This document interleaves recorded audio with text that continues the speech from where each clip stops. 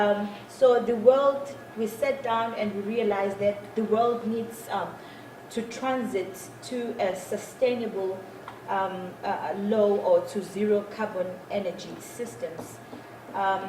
As we know that millions of existing small, mediums and large energy systems are mostly based on fossil fuels. City and local community administrations, owners of these systems, they do not know more about the opportunities for price reductions and increased supplies, securing coming with innovative, renewable, decentralized energy systems. I would like to Mr. Miro to elaborate a little bit much further after this on the economic argument as far as the project is concerned. So we, this project mainly is to create the GloCha centers. These GloCha centers will be around South Africa.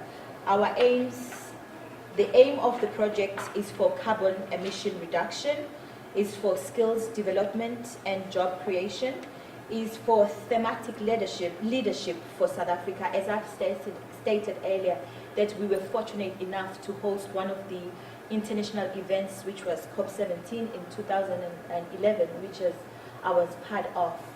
So, and also COP17 follow up with replicable, globally coordinated youth economic empowerment models. And also to establish a pipeline between the Green Climate Fund and young sustainable energy entrepreneurship in South Africa. We also aim to setting up local institutional and technological infrastructure for globally coordinated empowerment.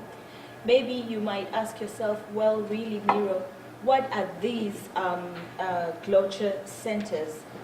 The GloCha centers, we are hoping that the activities in the centers as more, it will be much more on market research, will help that young entrepreneur who has a vision of starting a business in renewable energy with market research. It will help that young rural boy with a vision of being part of the green movement to help him with business model development.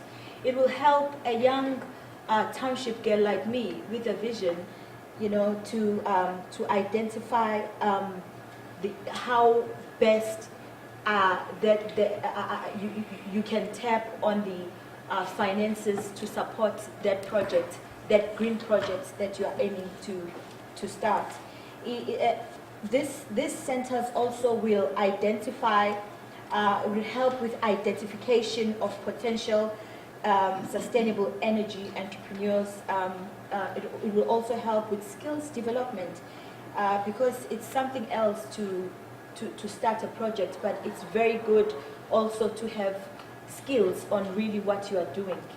And also appropriate technology identification and facilitation, resource mobilization, communication, and also communication, communicating global and knowledge, the know-how exchange, and also the pilot cases of renewable energy services delivery.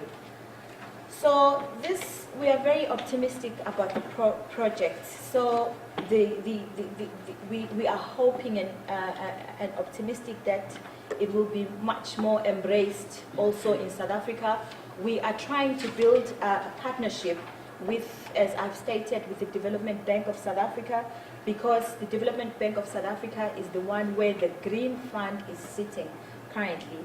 The Green Fund, as we know, it's this unique new national fund that supports the green initiatives to help the youth, especially in the context of South Africa, to transit to low carbon and resource efficient and climate resilient development path.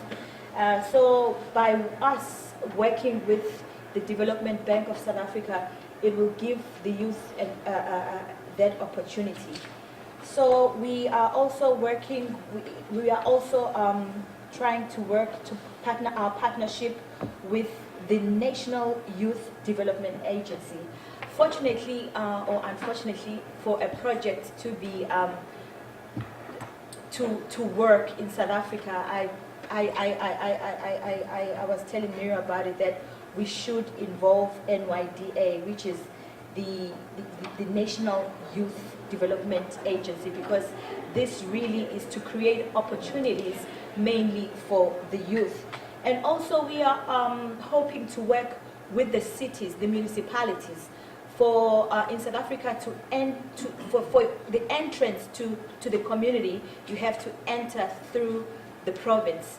Therefore, we have to involve the province and also the cities. And since I'm from Durban and the COP17 also was held in Durban, we have in partnership with the Durban municipality, and also with we are hoping to partner with UN Habitat. Currently, I'd like to give the floor to Mr. Miro, who will further elaborate more on the economical aspects of the whole project. Thank you. Thank you very much, Cleopatra. Just very briefly, what the economic logic is about this. You have certainly heard in the news that the cost of renewable energy technologies are going down, and that more and more these technologies and these energy systems are getting cheaper than conventional fossil energy based technology and energy services. And this is going to be further increase this price advantage of these renewable energy services that our sustainable energy entrepreneurs shall deliver through support from the Green Climate Fund, which is based in South Korea, and it is from 2020 onwards there will be every year available $100 billion per year from financed by developed countries for activities in developing countries to mitigate and climate change and to adapt to climate change. And there the Development Bank of South Africa is accredited to the system, one of 33 accredited organizations which can directly get money from that fund. And we really want with this initiative develop some kind of pipeline between these 100 billions annually from the world to the young people on the ground. And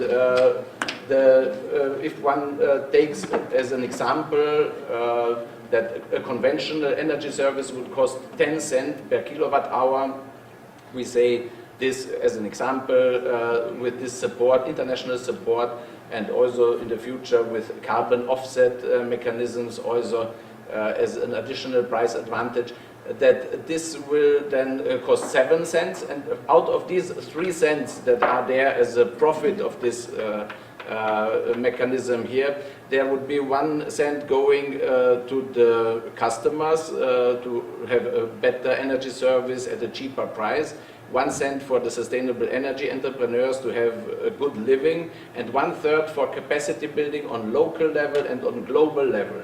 So that in the beginning, a center, an entrepreneur would receive funding from the global mechanism, but once the business develops, this local activity would feed also centers and entrepreneurs in other places in the world. And through this we get the scaling effect, because the key is that we need to change hundreds of thousands of energy systems that are now based on fossil fuels. They need to be turned green, turned into renewable energy systems, and we are confident that with this mechanism and with the partners in South Africa and entrepreneurial young people like Cleopatra, we can do it.